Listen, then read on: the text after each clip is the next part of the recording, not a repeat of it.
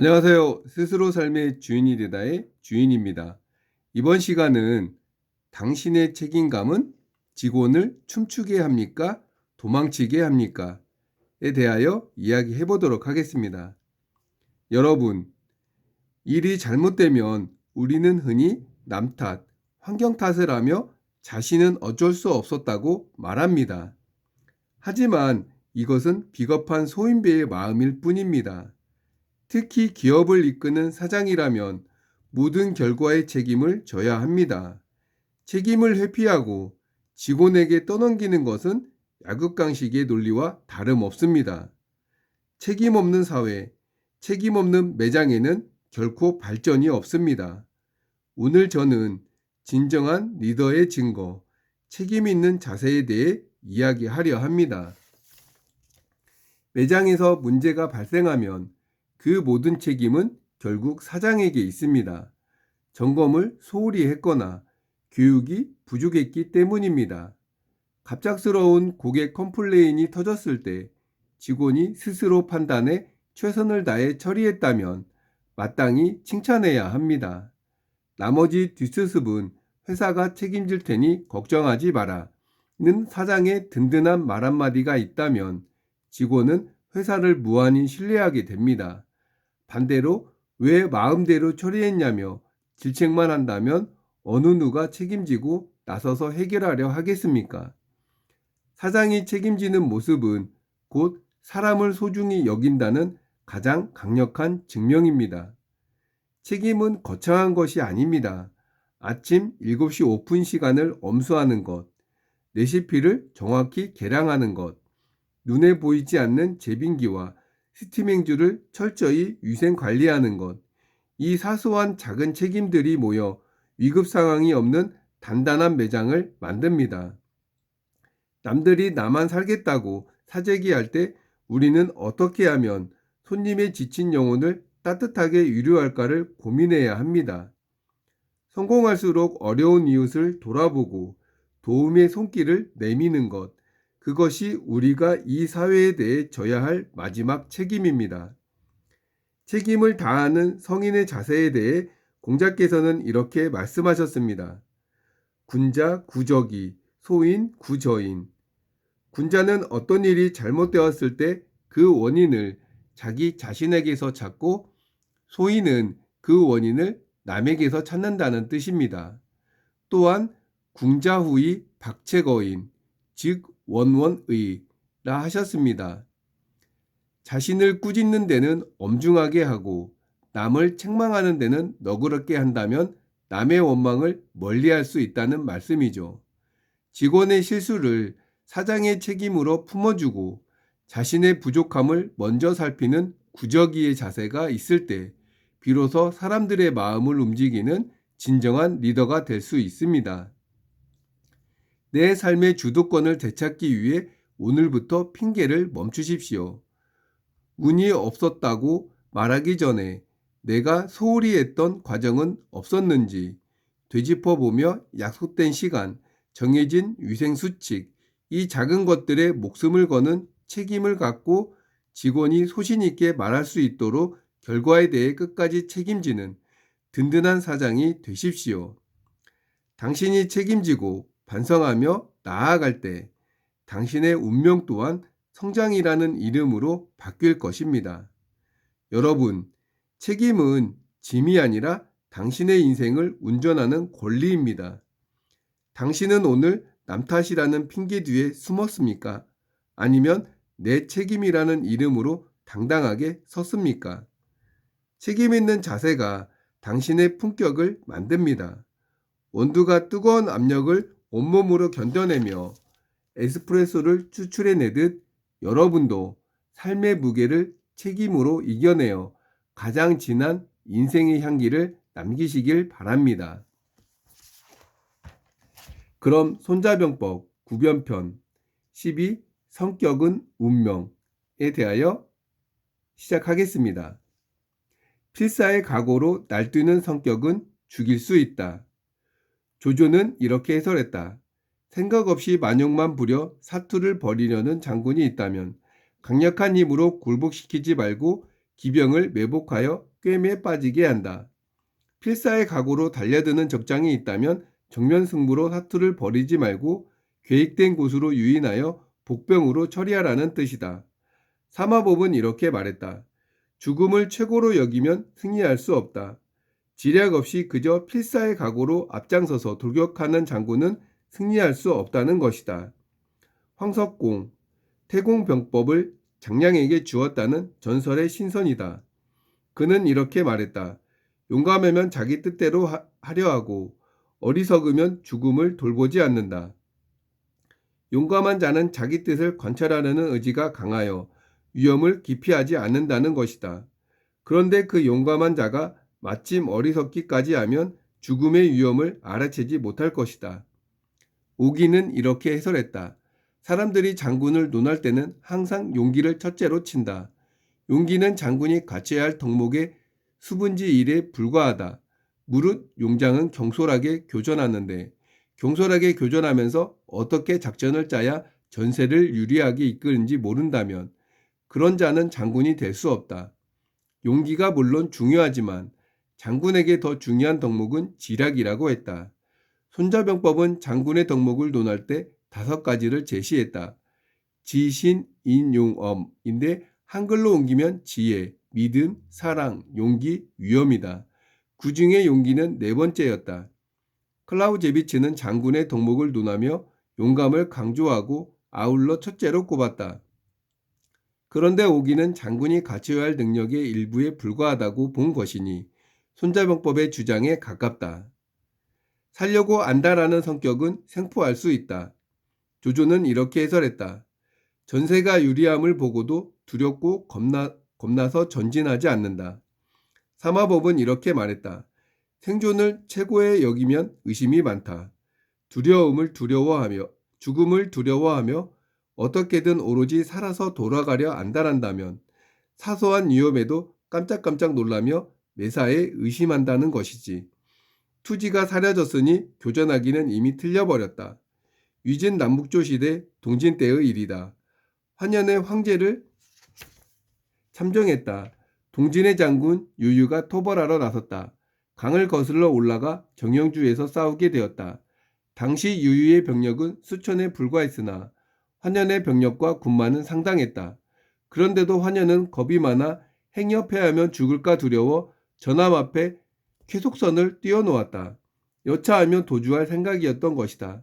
사병들이 그런 모습을 보았으니 투지가 생기겠는가? 유유가 바람을 타고 불을 놓았고 그와 동시에 정예 병력이 앞다 다투어 공격하자 환연은 대패하고 말았다. 맹씨는 이렇게 해설했다. 적장이 겁많고 약하여 살아 돌아갈 마음이 있으면 친히 전선에서 주의하지 않을 것이고 사병도 열심히 싸우지 않을 것인즉 장군부터 사병까지 망설이는 군대는 급히 공격하여 제압할 수 있다. 맹씨의 해설은 신랄하다. 당신이 만일 비겁한 사람이라면 어떻게 하든 생還할 생각만 할 것이다.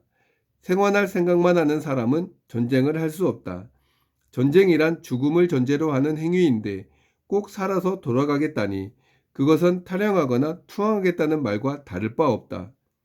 장군이 전선에서 직접 주의하며 교전하지 않고 후방에 앉아 사병에게 돌격하라 지시해서는 안 된다는 뜻이다. 전쟁은 장군의 일이며 사병은 장군을 위해 일하고 있는 것이다. 그런데 장군 본인은 입으로만 일을 하고 실제 일은 남이 다 한다면 군주는 굳이 당신 같은 사람을 필요로 하지 않을 것이다. 오늘날 우리가 무슨 일을 해도 마찬가지다. 일선에서 물러나서는 안 된다. 일단 일선에서 물러나면 전통적으로 말해서 땅의 기운을 못 받는다고 하는데 쉽게 말해 현실 감각이 떨어지는 것이다. 현실 감각이 떨어지면 지도력도 따라서 저하된다. 조직의 관점에서 볼 때 당신이 사병과 함께 있지 않고 또한 친히 사병을 인솔하고 주의하지 않으면 사병도 열심히 싸우지 않을 것인즉 위로부터 아래까지 전의를 상실한 군대가 패하는 것은 당연하지 않겠는가? 쉽게 화내는 성격은 모욕할 수 있다. 두목은 이렇게 해설했다. 분은 쉽게 화를 낸다는 뜻이다. 속은 조급하다는 뜻이다. 성격이 진중하지 못하다. 왕석은 이렇게 해설했다. 장군의 성격은 진중함이 있듬이다. 성격이 조급하면 쉽게 흔들린다. 조조는 이렇게 해설했다. 성격이 급한 자는 모욕하여 격분시켜서 꿰매 걸려들게 한다. 장군이 된 자는 성격적으로 듬직해야 한다. 조급하고 쉽게 화를 내고 도량이 좁으면 적은 당신의 성격이 약점을 이용하여 모욕을 주고 격분시켜서 낚싯바늘을 물게 한다는 것이다. 5호 16국 시대 요양이 황량을 공격했다. 전진의 부생이 부항마와 등강에 소발하려 명했다. 요양은 진지를 단단히 구축하고 지키기만 했다. 등강이 부항마에게 말했다. 요양은 성급한 자라 쉽게 화를 냅니다. 우리가 깃발을 올리고 북을 치면서 거침없이 행군하여 요양의 진지까지 들여닥치면 요양은 우리의 방자함과 오만함에 필히 격분하여 출전할 테니 한 방에 사로잡을 수 있습니다. 부항미가 그대로 하자 과연 요양은 노하여 출전했다. 부항미는 요양의 목을 베었다. 이세민이 수나라 장군 송노생을 제압할 때도 같은 전략을 썼다. 송노생이 정예병력 2만을 이끌고 과급을 지키고 있었다. 이연이 과급을 공격하려 했다. 이세민은 노송민이 용기는 있지만 계략이 없으니 10중 8구 출전할 것으로 예상했다. 그리하여 이연은 성 밖에 매복했고 이건성과 이세민은 기마병 수십 명을 이끌고 성 아래로 달려가 송노생에게 욕설을 퍼부었다. 송노생은 과연 모욕을 견디지 못하여 성문을 열고 출전했다. 이에 이연의 매복에 걸려들었고 이세민이 성문을 장악하자 퇴로 맞아 끊겨버렸다. 과급은 함락되었고 송노생은 목이 베었다. 청렴결백한 성격은 타락하게 할 수 있다. 원문의 엄결은 물론 청렴결백함을 말하는데 비리를 저지르지 않는다는 뜻보다는 티끌만한 오점도 허용하지 않을 정도로 깨끗이 처신하여 명예를 목숨보다 더 중요하게 생각한다는 것이다. 그러니 누군가 그의 명예에 흠집을 내면 그는 황하에 뛰어들어도 더러움을 씻을 수 없다고 여겨 우선 당신을 찾아가 너 죽고 나 죽자 할 것이고 그와 동시에 목숨을 걸고 자신의 결백을 증명하는 과정에서 좌충우돌할 수밖에 없다. 명예를 지키고자 이성을 잃었으니 당신이 파놓은 함정에 쉽게 빠지지 않겠는가? 심지어 상대가 함정을 파놓았다는 사실을 뻔히 알면서도 기꺼이 함정에 들어가기도 한다. 오점을 못 견뎌 한다는 것도 성격상 큰 약점이다. 온갖 수단을 부려 명예를 갈구하고 그 명예도 보통 명예가 아니라 아주 고결한 명예를 추구하는 것은 성격적으로 큰 약점이 되는 셈이다. 당신이 고결하면 맑고 깨끗한 수정처럼 빛날 텐데 당신 이외의 거의 대부분의 사람은 탁하고 더러워서 당신 앞에서만 서면 부끄럽고 힘들어진다. 그러니 당신에게 똥물이든 구정물이든 조금 튀겨서 당신도 좀 더럽혀야만 마음이 편해진다. 빛나는 당신은 타인에게 압박감을 주는 것이다. 타인은 압박감을 해소하기 위해서라도 당신을 더럽힐 수밖에 없다. 세상이 그렇다는 것을 진작 깨달았던 중국의 현자들은 예로부터 군자자오라 했으니 군자는 스스로 더럽혔다는 것이다. 남이 나를 더럽히기 전에 내가 스스로 나를 살짝 더럽혀 놓으면 나에게 크게 상처를 입히지 않으면서 타인의 눈을 그리 자극하지 않아 그로써 세상의 화를 피했던 것이다. 애족애민하는 성격은 힘들게 할 수 있다. 영화나 소설 속의 납치극을 연상하면 될 것이다. 여자친구가 납치를 당하면 남자 주인공은 지옥이라도 결국 찾아가 구해오지 않던가? 장군이 백성을 너무 사랑하면 그 백성을 인질로 삼아 위협할 수 있다는 것이다. 역사소설 삼국연의에 나오는 이야기를 독자들은 다 기억할 것이다. 적벽대전이 일어나기 전이다. 조조의 공격으로 유비가 백성들을 이끌고 피난하는 장면이 나온다. 그런데 유비가 백성을 사랑하느냐? 워낙 천천히 가다 보니 조조에게 추격당하지 않던가? 하지만 저런 수단이 전혀 먹히지 않는 장군도 있다. 주하부가 그런 사람이다. 한나라 때 7 제후국이 중앙정부의 반기를 들었다. 반란군은 중앙정부를 가로막은 양국을 공격했는데 양국이 함락될 위기에 처했다. 양국의 제후왕은 당시 황제의 친동생이었다. 양국은 악전고투로 버티면서 중앙정부의 구원을 요청했으나 전하권 총사령관 주하부는 냉정히 외면했다. 반란군이 양국을 공격하면서 예봉이 꺾이고 양식마저 떨어지면 그때 가볍게 제압할 생각이었다. 주하부의 계산대로 양국은 끝내 버티고 반란군은 양식이 떨어져 철수하기 시작했다.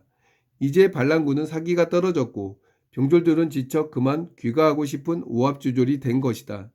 주하부는 때가 되었다고 판단하고 추격하여 한 방에 평정해버렸다.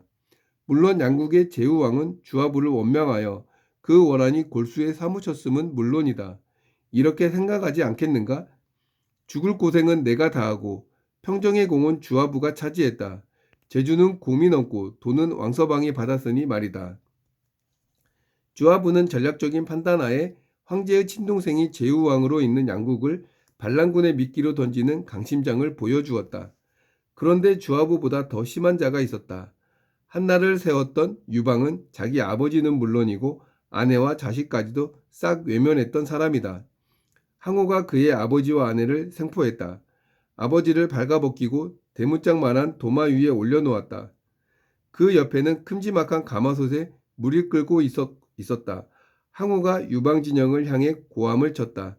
속기 뛰어나와 나랑 결전을 치르지 않으면 내 아버지를 삶고 내 아내를 죽이겠다는 것이다.